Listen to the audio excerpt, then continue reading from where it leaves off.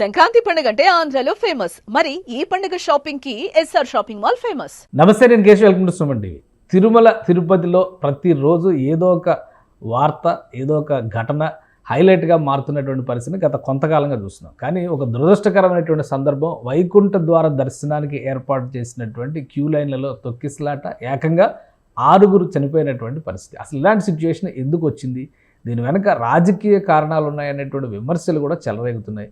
వాస్తవానికి తిరుమలలో వైకుంఠ ద్వార దర్శనానికి అనుసరించేటువంటి పద్ధతులు ఏంటి, ప్రతిసారి కంటే ఈసారి ఏమైనా భిన్నంగా జరిగిందా, ఈ అంశాలను విశ్లేషించేటువంటి ప్రయత్నం చేద్దాం. మనతో పాటు జనసేన పార్టీ నాయకురాలు కీర్తన గారు, స్థానికులు తిరుపతికి ఆమె జూమ్లో ఉన్నారు. కీర్తన గారు నమస్కారం. కీర్తన గారు, ఏంటి ఇది ఒక విషాదకరమైనటువంటి సందర్భం, అంటే మాట్లాడడానికి కూడా ఎవరు ఊహించలా. టీటీడీ చరిత్రలో, బహుశా తిరుమల తిరుపతి దేవస్థానాల చరిత్రలో ఇలాంటి ఘటన ఎప్పుడు జరిగి ఉండకపోవచ్చు. ఎందుకు వైకుంఠ ద్వార దర్శనానికి సంబంధించిన క్యూ లైన్ల మెయింటెనెన్స్లో సమస్య, లేదంటే ప్రణాళిక లోపం ఉందా, ఏం జరిగింది? మొత్తానికి రాజకీయ కారణాలు కానీ ఇతర కారణాలు కానీ ఎలా ఉన్నా 6 ప్రాణాలు కోల్పోయేంత దురవస్థ ఎందుకు వచ్చింది? ముందుగా మీకు అలాగే సుమన్ టీవీ వీక్షకులకు నమస్కారం సార్. మీ అందరికీ తెలుసు సార్, వైకుంఠ ద్వార దర్శనం చేసుకోవాలని ప్రతి ఒక్కరం తాపత్రయపడతాం. అందరికీ ఆ ఆకాంక్ష కూడా ఉంటుంది. దానికి అవకాశం కూడా ఈసారి టీటీడీ కల్పించింది కూడా. 7 లక్షల పైచిలుకు మందికి దర్శన భాగ్యం ప్రసాదించే విధంగా వాళ్ళు అన్ని అడుగులు వేశారు. అండ్ గత వారం రోజులుగా టీటీడీ పాలక మండలి మొత్తం దీని మీదే చాలా బిజీగా ఉన్నది. ఎందుకంటే స్థానికంగా ఉంటాం కాబట్టి మాకు అన్ని ఇన్ఫర్మేషన్స్ తెలుస్తూ ఉంటాయి. ఏర్పాట్లు కూడా చాలా మటుకు చాలా చక్కగా చేశారు సార్, అంటే చాలా చక్కగా ఉంది. బట్ ఎక్కడ ప్రాబ్లం వచ్చింది అంటే, ఈ సోషల్ మీడియా మాధ్యమాలు ఎక్కువగా వైరల్ అయిపోయింది. ఏర్పాట్లు చాలా భారీగా ఉన్నాయి, చాలా ఎక్కువ మొత్తంలో యాత్రికులకు దర్శన భాగ్యం కల్పించే విధంగా నిర్దేశం చేస్తున్నారు అనే విధంగా ఎక్కువ వైరల్ అయిపోవడం వల్ల ఎక్కువ మంది తాకిడి నేను వచ్చేసింది తిరుపతికి. నేను గమనించితే మార్నింగ్ 8 o'clock నుంచి క్యూలో ఉన్నారంట జనాలు. అంటే ఎప్పుడో నైట్ 3 o'clock నుంచి స్టార్ట్ అయ్యే దర్శనం కోసం ముందు రోజు మార్నింగ్ 8 నుంచి క్యూలో కూర్చో ఉన్నారు. అంటే అంత ఎక్కువగా స్ప్రెడ్ అయిపోయింది సార్. నేను వెళ్ళినప్పుడే 8:30, 9 అవుతుంది. ఆ టైంకి అవి బార్గేట్స్ అన్ని దాటుకొని మళ్ళీ ఒక 2 kilometers పైన క్యూ ఉంది. అర్థం కాని విషయం ఏంట్రా అంటే, ఇంతమంది ఎందుకున్నారు అంటే, మార్నింగ్ 8 నుంచి కూర్చొని ఉన్నారు మేడం వీళ్ళందరూ. ఎప్పుడైతే 8 నుంచి కూర్చొని ఉన్నారో ఈ ఎక్కువ తాకిడి పెరిగే కొద్దిగా సఫికేషన్ అయిపోయింది. బ్రీత్ తీసుకోవడానికి ఇబ్బంది అవ్వడం వల్ల ఒకరిద్దరు వెళ్ళి మా వల్ల వద్దు, మేము బయట వెళ్ళిపోతామని రిక్వెస్ట్ చేశారంట. సో వీళ్ళు గనక అనౌన్స్మెంట్ చేసి, దయచేసి మేము వాకిల్ ఓపెన్ చేస్తున్నాము, వీళ్ళని బయటకు పంపిస్తాం తప్ప ఎవరిని లోపలికి తీసుకోము, క్యూ పద్ధతిలోనే వస్తారు, కొంచెం వెయిట్ చేయండి, ఒక చిన్నపాటి అనౌన్స్మెంట్ ఇచ్చి ఉంటే వాళ్ళు బయటకు వచ్చేసి ఉంటారు, మిగతా వాళ్ళు హోల్డ్ అయి ఉంటారు. ఎప్పుడు వాకిలు తెరిచి వాళ్ళని బయట పంపించే ప్రయత్నంలో వీళ్ళని హోల్డ్ చేసుకునేంత కేపబిలిటీ లేక ఒకేసారి అందరు పోయి ఆ వాకిల్ని డిక్ చేసేసారు సార్. అసలు కాన్స్పిరసీ ఉందా ఇందులో? టీటీడీ చైర్మన్ కొన్ని కామెంట్స్ కూడా చేశారు. కొంతమంది ఉద్దేశపూరితంగా సోషల్ మీడియాలో సామాన్య భక్తులకు దర్శనాలు లేవని ప్రచారం చేస్తున్నారని ఒకవైపు, అలానే క్యూ లైన్ల దగ్గర కొన్ని ఘర్షణలు సృష్టించేటువంటి ప్రయత్నాలు జరుగుతున్నాయి. ముందే ఇన్ఫర్మేషన్ ఉంది, అధికారులను కూడా అలర్ట్ చేశాను అని టీటీడీ చైర్మన్ అంటున్నారు. ఏంటి అటువంటి పరిస్థితి ఉందా? ఇప్పుడు ఆలయాలు, పుణ్యక్షేత్రాల దగ్గర కూడా ఇలాంటి విధ్వంస ప్రణాళికలు అమలు చేసేటువంటి పరిస్థితులు ఉన్నాయా? అంటే చైర్మన్ గారు మాట్లాడేప్పుడు నేను కూడా అక్కడే ఉన్నాను సార్. అంటే సార్ ముందే ఊహించి ఈ విషయాన్ని కూడా ప్రస్తావించి ఉన్నారంట. సదరు అధికారులతో కూడా జాగ్రత్తగా ఉండండి, అప్రమత్తంగా బిహేవ్ చేయండి, ఎందుకంటే కొంతమంది వైసీపీ అక్కతాయిలో ఎవరైనా ఇలాంటివి చేసి మన మీద అపకీర్తి పెట్టే విధంగా చేస్తారు అని చెప్పారంట. బట్ ఇదైతే పూర్తిగా మనం అక్కడ బాధితులతో పోయి మాట్లాడినప్పుడు వాళ్ళు ఏంటంటే, మాకు ఊపిరాడక ఇబ్బంది పడుతుంటే మేము బయట వచ్చే ప్రయత్నం చేసాం, ఆ డోర్ ఎప్పుడు తెరవగానే వీళ్ళు దర్శనానికి పరిగెడదామన్న ఇంటెన్షన్ లో ఆ డోర్ ని బలంగా నెట్టేశారు. అండ్ మీరు గమనిస్తే ఒక పెద్ద వాల్ అంత హైట్ లో ఉండే ఫ్లెకార్డ్స్ అట్లాంటివి విరిగిపోయాయి సార్ మొత్తం. అంటే ఆ హైట్ కి మనుషులు ఎక్కేశారు. ఎక్కి మరి మీరు చూపిస్తున్న విజువల్స్ అంతా మేము నిన్న వెళ్ళి చూసాం. ఎక్కి ఒకేసారి అమాంతంగా పడ్డం, ఒకరి మీద ఒకరు తోసుకోవడంలో ఊపిరి ఆడక చాలా మంది ఇబ్బంది పడ్డారు. దాంట్లో మహిళలు ఎక్కువ శాతం ఉండడం నిజంగా చాలా బాధ అనిపించింది. అంటే పాపం వాళ్ళు ఆ టైంలో అంత ఇరుక్కుపోయేలాంటి సిచ్యువేషన్స్ అక్కడ ఎందుకు కల్పించారు, ఎందుకు అక్కడ వాటర్ కూడా అందుబాటులో లేదు, అసలు ఎక్కడ వాటర్ అయితే నేను కూడా గమనించలేదు. ఇవన్నీ కొన్ని లోపాలు అయితే గమనించాము. నిన్న సిబిఎన్ గారు అయితే చాలా సీరియస్ గా మాట్లాడారు. సరే, సీరియస్ గా తీసుకున్నారు కూడా ఇష్యూని. ఇప్పుడు వచ్చిన తర్వాత ఆయన ఏం మాట్లాడతారని మనం గమనించాం. కానీ అంత ప్రణాళికబద్ధంగా అన్ని ఏర్పాట్లు జరుగుతున్నాయని ఒకవైపు చెప్తున్నారు, ఇంకోవైపు నుంచి చూస్తే మంచినీళ్ళ ఏర్పాటు కూడా లేదంటున్నారు. గతంలో ఎలా మీరు తిరుపతి స్థానికులు కాబట్టి మీకు ఐడియా ఉంటుంది. గతంలో కూడా వైకుంఠ ద్వార దర్శనాలు జరిగినాయి కదా, ప్రతి సంవత్సరం జరిగేదే కదా. దానికి ఇప్పుడు జరిగిన దానికి ఏంటి తేడా, ఏంటి? Nothing sir. ఇంత పబ్లిసిటీ జనాలలో, ఇంత ఎక్కువగా అవేర్నెస్, ఎస్పెషల్లీ జనాల్లో ఒక నానుడు ఉంది సార్, ఆ ఏకాదశి రోజే దర్శనం చేసుకోవాలి. ఓకే. ఇంకా ద్వాదశి, త్రయోదశి, మళ్ళీ మిగిలిన 7 రోజులు కూడా వైకుంఠ ద్వార దర్శనం ఉంది.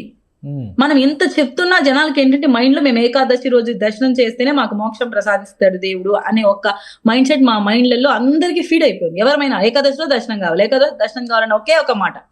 ఎప్పుడైతే మనం ఫస్ట్ లో ఉంటామో అక్కడ కౌంట్ వెళ్ళిపోతూ ఉంటుంది. ఏకాదశి ఇంత కౌంట్ ఉంది, ఆ కౌంట్ వెళ్ళిపోతూ ఉంటుంది. అంత లోపల మనం వెళ్తేనే ఆ టికెట్ కొట్టగలుగుతాం, లేదంటే ద్వాదశి టికెట్ వస్తుందో, లేకుంటే ఆ 7 రోజులలో ఏదో ఒక టికెట్ తగులుతుందేమో. సో ఫస్ట్ మనమే ఉండాలి క్యూలో అన్న ఇంటెన్షన్, వ్యక్తిగత జాగ్రత్త లేకుండా దూసుకెళ్ళిపోయారు జనాలు కూడా. So as usual cinema halls కి ఎలా వెళ్తామో అలాగే వీళ్ళు దూసుకెళ్ళిపోయారు. కానీ ఇది చాలా పెద్ద ప్రమాదం కదా. ఇప్పుడు 6 చనిపోవడం అనేది, 48 మంది దాకా గాయపడడం అనేది చాలా పెద్ద ప్రమాదం. ఫెయిల్యూర్ ఎవరిది అంటే విపక్షాలేమో విమర్శలు చేస్తున్నాయి, టీటీడీ చైర్మన్ గారేమో కాన్స్పిరసీ ఉంది అంటున్నారు. సో ప్రజల అయోమయంలోకి వెళ్ళేటువంటి పరిస్థితి. అసలు అన్ని టికెట్లు ఆన్లైన్లో ఇస్తూ వైకుంఠ ద్వార దర్శనానికి మాత్రం క్యూ లైన్లు ఎందుకు మెయింటైన్ చేస్తున్నారు? ఏమైనా రీజన్ ఉందా? సార్ అలా కాదు సార్. ఇప్పుడు మేము క్యూ లైన్ లో వెళ్ళడం వల్ల ఒక అడ్వాంటేజ్ ఏముంటదంటే స్లాట్స్ పెడతాడు సార్. ఆ స్లాట్స్ వల్ల పలాని పర్టికులర్ డేట్, పలాని పర్టికులర్ టైంలో మాత్రమే మీరు దర్శనానికి రావాలి. ఓకే. సో దీని ద్వారా తాకిడి తగ్గుతుంది, టైం మేనేజ్మెంట్ ఉంటుంది, జనాలు తొక్కిసలాటకి దారి తీయకుండా ఉంటుంది అనే సదుద్దేశంతో చేసిన ప్లాన్ అది. ఓకే.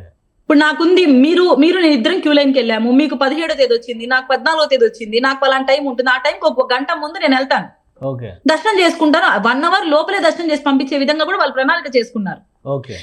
ఎస్పెషల్లీ చెప్తున్నాను, ఎవరైనా విమర్శించే వాళ్ళకి కూడా ఒకటి గమనించండి, టీటీడీ ఈసారి విఐపీలని, బ్రేక్ దర్శనాలని, ప్రోటోకాల్ ని చాలా చాలా తగ్గించేశారు. అసలు బ్రేక్ కానీ విఐపీ కానీ తీసేశారు పూర్తిగా.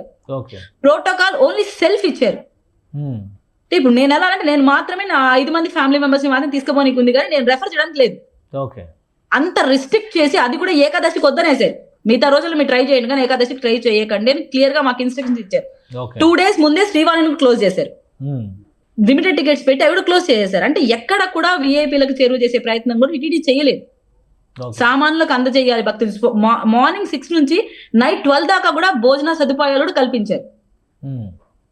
చిన్నతాయి ఆకతాయి వ్యక్తులు ఏమన్నా వీళ్ళని ప్రేరేపించి దూకే విధంగా చేశారా, మనం వెళ్తేనే ఫాస్ట్ గా వెళ్ళగలుగుతామని ప్రేరేపించారు. అది ఎంక్వైరీ ఇప్పుడు వేస్తారు. సిబిఎన్ గారు చాలా సీరియస్ గా ఉన్నారు. డిఎస్పీ స్థాయి అధికారి, ఆయన పేరు కూడా వచ్చింది. ఆయన వ్యవహార శైలి వల్లనే ఈ నష్టం జరిగింది, ఈ దురాఘాతం జరిగింది, ఈ దుర్ఘటన జరిగింది అంటున్నారు. అధికారులు ఇంకా యంత్రాంగం మాట వినట్లేదా? వ్యవస్థని పట్టించుకునేటువంటి స్థితిలో లేరా? లేదు సార్, నేను ఒక పొలిటికల్ పర్సన్ గా కాకపోయినా స్థానికురాలుగా నాకు కూడా బాధ ఉంటుంది. కాబట్టి నేను ఫస్ట్ వెళ్ళినప్పుడు నేను చూశాను, ఎస్పీ గారు ఉన్నారు, సుబ్బరాయుడు గారితో నేను మాట్లాడాను, కలెక్టర్ గారు ఉన్నారు, అందరూ కూడా అంతే బాధతో అంతే టెన్షన్ తోనే ఉన్నారు.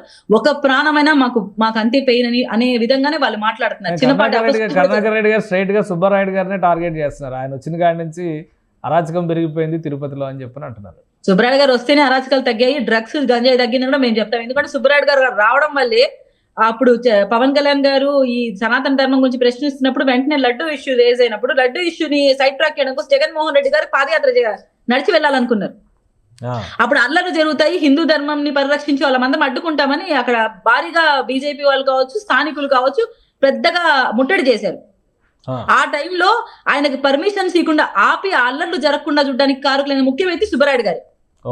లేకుంటే జగన్మోహన్ రెడ్డి గారికి పర్మిషన్స్ ఇచ్చి ఉంటే ఆయన వెళ్ళింటారు, వీళ్ళు అడ్డుపడి ఉంటారు, పెద్ద గొడవ జరుగుతుంది నలుపేరులో.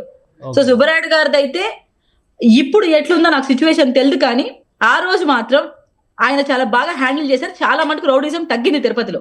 సుబ్బరాయుడు గారు అందుకే టార్గెట్ చేశారంటారా? మేబీ అయ్యుండొచ్చు కూడా, కానీ ఇక్కడ మేమైతే సమర్థించుకునే ప్రయత్నం అయితే చేయట్లేదు. అధికారంలో ఉన్న వాళ్ళని తప్పుదోవ పట్టించి వాళ్ళు నిర్లక్ష్యం వహించినట్టు మాకుంటే ఖచ్చితంగా చర్యలు మాత్రం ప్రభుత్వం చేపడుతుంది. మాకు భక్తులే ఇంపార్టెంట్ అనే విధంగానే చంద్రబాబు నాయుడు గారు కానీ, పవన్ కళ్యాణ్ గారు కానీ, చైర్మన్ గారు కానీ మాట్లాడుతున్నారు. ఎక్కడ కూడా మేము పాజిటివ్ గా అయితే తీసుకోవటం లేదు. మాకు కూడా చాలా పెయిన్ఫుల్ గా ఉంది. ఎందుకంటే మాకు స్వామివారిని చేరువ చేసే ప్రయత్నంలో ఉన్న ఇటువంటి కార్యాచరణ చేస్తుంటే ఇలాంటి అపరిస్థితి జరగడం మాకు చాలా బాధాకరం కదా స్థానికులుగా. కానీ 1,20,000 టికెట్లు 3 రోజుల్లో డిస్ట్రిబ్యూట్ చేయాలని ఒక టార్గెట్ పెట్టుకున్నారు. ఇలా టార్గెట్ పెట్టుకున్నప్పుడు ఖచ్చితంగా ఎక్కువ రెస్పాన్స్ వస్తుంది, ఎక్కువ మంది వస్తారు అనేటువంటి దానికి తగ్గట్టుగా యంత్రాంగాన్ని సన్నద్ధం చేయాల్సినటువంటి అవసరం కూడా టీటీడీ పాలక మండలి పైన ఉంటుంది, ఈవో పైన ఉంటుంది. కానీ ఫెయిల్యూర్కి ఇప్పుడు ఎవరు బాధ్యులు అంటే ఎవరో సమాధానం చెప్పేటువంటి పరిస్థితి కనిపించట్లేదు. ఎందుకని ఇలాంటి పరిస్థితి? మీకు తెలిసిన విషయమే, టీటీడీ ప్రణాళిక ఇస్తుంది అంతే. భద్రత కల్పించాల్సింది కింద ఉన్న డిపార్ట్మెంట్ వాళ్ళు మాత్రమే. దాని గురించి ఏవైతే చర్యలు చేపట్టాలో డిపార్ట్మెంట్ తీసుకోవాలి. మెయిన్ థింగ్, ఒకవేళ ఇంకా ఇంత ఎక్కువ జరుగుతుందని ఎవరు ఊహించరు కదా సార్. మామూలుగా 40,000 వరకు 50,000 వరకు కూడా దర్శనాలు చేయించే అంచనా టీటీడీకి తెలుసు. ఎలా చేయాలి, ఎలా మనుషుల్ని మనం బ్యాలెన్స్ చేసుకుంటూ తీసుకుపోవాలి, టీటీడీకి బాగా అవగాహన ఉంటుంది. అంతమందికి ఫుడ్ సదుపాయాలు కానీ, పాలు బిడ్డలకి ప్రతి ఒక్కటి ఏర్పాటు చేసే విధానం టీటీడీలో ఉంది. ఈరోజు కొత్తగా ఏం వీళ్ళు తీసుకొని వచ్చిన విధానం కాదు ఇది. కానీ ఇక్కడ కొద్దిపాటి నిర్లక్ష్యం ఏ సెక్టార్ లో ఎక్కడ జరిగింది, లేదు పర్టికులర్ ఈ ఏరియాలో జరగడానికి కారణం ఏమైనా వైసీపీది ఉందా? బైరాగపడ్డ ఏరియాలోనే ఎక్కువగా ఇబ్బంది పడ్డారు జనాలు. సో అక్కడే ఎందుకు అంత క్రౌడ్ వచ్చారు? అక్కడ ఏమైనా రాజకీయ ప్రాబల్యాలు ఉన్నాయని అనుకోవచ్చా? అట్లాంటి అనుమానాలు ఎందుకంటే ప్రైమరీ రిపోర్ట్ ఆల్రెడీ వచ్చింది. ప్రైమరీ రిపోర్ట్ ప్రకారం డిఎస్పీ రమణ్ కుమార్ గారి పైన వేలు చూపిస్తున్నారు. ఆయన నిర్లక్ష్యం వల్ల, ఆయన గేటు తెరవడం వల్ల ఇదంతా సమస్య వచ్చింది అని చెప్పని ప్రైమరీ రిపోర్ట్ ఇచ్చారు. సీఎం గారికి కూడా ఇన్ఫర్మేషన్ ఇచ్చారు. ఈఓ గారు కూడా అక్కడ ఉన్నటువంటి అధికార యంత్రాంగం వైఫల్యం ఉంది అనేటువంటి ఒక స్టేట్మెంట్ ఇచ్చారు. సో ఫైనల్గా ఒక డిఎస్పీ అధికారి మెడకు మాత్రమే చుట్టుకునేటువంటి పరిస్థితి ఉంది అనేటువంటి సంకేతాలు కనిపిస్తున్నాయి. ఏమంటారు? అంటే వాళ్ళు ఎందుకు అంటున్నారంటే ఒక అనౌన్స్మెంట్, జస్ట్ ఒక అనౌన్స్మెంట్, మేము వాకిలు తెరిచే పర్పస్ ఏంటంటే పలానా వ్యక్తికి ఇబ్బందిగా ఉంది బ్రీతింగ్ కి, సో అతని మాత్రం మేము బయటకు పంపిస్తున్నాం, ఇంకెవరిని లోపలికి తీసుకోవట్లేదు, దయచేసి ఎవరు తొక్కిసలాటకు గురి కాకండి, టైం పడుతుంది, అందరూ వెయిట్ చేయండి అని ఒక చిన్నపాటి అనౌన్స్మెంట్ ఇస్తూ అతన్ని బయటకు పంపించుంటే ఈ ఒకేసారి ఆ గేట్ ని తోసుకొని వెళ్ళే ప్రయత్నం జనాలు చేసి ఉంటారు కదా అని ఒకటి ఎవరైనా అంటారు కదా సార్. ఓకే. సో ఆ విధంగా ఒకవేళ ఆయన గేట్ ఓపెన్ చేయడం వల్ల ఈ అపస్థితి జరిగిందన్న ఇంటెన్షన్ లో కూడా మాట్లాడుతూ ఉండొచ్చు. నిజాలు మనకు తెలియదు కాబట్టి ఇప్పుడు ఏం మాట్లాడకూడదు. చాలా సీరియస్ గా ప్రభుత్వం అయితే ఉంది. అనుకోకుండా జరిగింది, ఇది యాదృచ్ఛికంగా జరిగిన ఘటన అనుకుంటారా, లేదంటే కాన్స్పిరసీలు ఉన్నాయి దీనిలో అనేటువంటి? ఎందుకంటే టీటీడీ చైర్మన్ గారు చాలా క్లియర్ గా ఇమ్మీడియట్ గా ఇన్సిడెంట్ జరిగిన తర్వాత రాత్రే ఆయన మాట్లాడినటువంటి మాటలు మనం చూసాం. అనుమానాలు ఉన్నాయి, మాకు కొంత సమాచారం ఉంది, ముందుగానే నేను హెచ్చరించానని కూడా అంటున్నారు. సో అట్లాంటి ఆయన క్లియర్ గా చెప్పారు, నా అనుమానం కాదు సిబిఎన్ గారిది. సిబిఎన్ గారు టెలికాన్ఫరెన్స్ లో ఈ మాట చెప్పారని కూడా మీకు చెప్పారు. ఆ విషయం కూడా మీరు గుర్తుపెట్టుకోవాలి. సిబిఎన్ గారు ఇన్ఫర్మేషన్ అయితే మొత్తానికి అయితే క్లారిటీ ఉంది కదా, ఏదో జరగబోతుంది అనేటువంటి సంకేతం అయితే ఉంది. ఎందుకు అలర్ట్ కాలేకపోయారు, ఎందుకు జరిగేందుకు అవకాశం కల్పించారు, ఎవరు సహకరించారు ఇన్సిడెంట్ జరగడానికి, ఇవన్నీ కూడా ప్రజలకు వచ్చేటువంటి సందేహాలు కదా. అలర్ట్ కాలేదు అని చెప్పకూడదు, అప్రమత్తంగా లేదని చెప్పకూడదు. ఎందుకంటే ప్రతి ఒక్క చోట బాగా జరిగింది, ఒక్క కూడలి దగ్గర ఇట్లా జరిగింది అంటే మన అంచనాలకు మించి జనాలను అక్కడ తరలించి ఉండొచ్చు, లేదు అక్కడ ఇన్స్ట్రక్షన్స్ ప్రకారం బిహేవ్ చేయకుండా అతి ఉత్సాహం ప్రదర్శించి వీళ్ళని బయటకు పంపించే తప్పు చేశారు. ఫస్ట్ బయటకు పంపించేటప్పుడు అనౌన్స్మెంట్ కూడా పంపేయడం, వన్స్ డోర్ ఓపెన్ అవ్వగానే జనాలు కిక్ చేసుకుంటూ వెళ్ళిపోవడం, ఈ రెండు మిస్టేక్స్ ఉన్నాయి. సో సదరు అధికారి తప్పు చేశారా, లేదు వాంటెడ్ గా అక్కడి జనాలు సమీకరించారా, అవన్నీ మనకు బయటపడతాయి ఎంక్వైరీలో. ఈ రెండే ఉండదు, ఒకటి తప్పు అధికారి చేసి ఉండాలి, లేదంటే సమీకరణ జరిగి ఉండాలి. వేరే అన్ని చోట్ల చాలా సాఫీగా జరుగుతుంది, ఒక ఈ కూడలిలో మాత్రం ఎందుకు జరుగుతుంది మిస్టేక్? రైట్. బాధిత కుటుంబాలకి ఆదుకోవడానికి ఏం చేయబోతుంది ప్రభుత్వ పక్షాన, ఏమన్నా సాయం చేస్తారా? సార్ మేము తక్షణ సహాయం కింద వాళ్ళకైతే అడిగాం సార్. వాళ్ళు మమ్మల్ని సేఫ్ గా మా ఊర్లోకి పంపించే ప్రయత్నం చేయమని అడిగారు. దానికి సానుకూలంగా స్పందించారు. ఎక్స్‌గ్రేషియా అనేది ఇప్పుడు సీఎం గారు వచ్చి ప్రకటిస్తారు సార్. అంతవరకు మేమైతే దాని గురించి మాట్లాడదలుచుకోలేదు. రైట్. థ్యాంక్ యూ కీర్తన గారు అప్డేట్స్ ఇచ్చినందుకు. ఇది తిరుమలలో దర్శనం కోసం జరిగినటువంటి, వైకుంఠ ద్వార దర్శనం కోసం జరిగినటువంటి టికెట్ల పంపిణీ, క్యూ లైన్లలో జరిగిన తొక్కిసలాట, ఇదంతా ఒక వివాదాస్పద అంశంగా మారిపోయింది. ప్రైమరీ రిపోర్ట్స్ ప్రకారం కింది స్థాయిలో కొంతమంది అధికారుల అత్యుత్సాహం, నిర్లక్ష్యం కొంపముంచిందనేటువంటి అంశం ఇప్పుడు వెలుగు చూస్తుంది. ముఖ్యమంత్రి పర్యటన ఉంది, అలానే ఓవరాల్గా ఇష్యూ పైన ఎంక్వైరీ జరుగుతుందని చెప్పని ఈఓ శ్యామలరావు కూడా అనౌన్స్ చేశారు. సో బాధ్యులపై కఠిన చర్యలు తీసుకోవాలని బాధిత కుటుంబాలు కూడా డిమాండ్ చేస్తున్నాయి. మరోవైపు బాధితుల్ని ఆదుకునేందుకు ప్రభుత్వం ఎలాంటి నిర్ణయం తీసుకుంటుందో వేచి చూడాలి. ఇది special discussion. Keep watching. Suman టీవీలో మీ పర్సనల్ అండ్ బిజినెస్ ప్రమోషన్స్ కోసం కింది నెంబర్కి కాంటాక్ట్ చేయండి.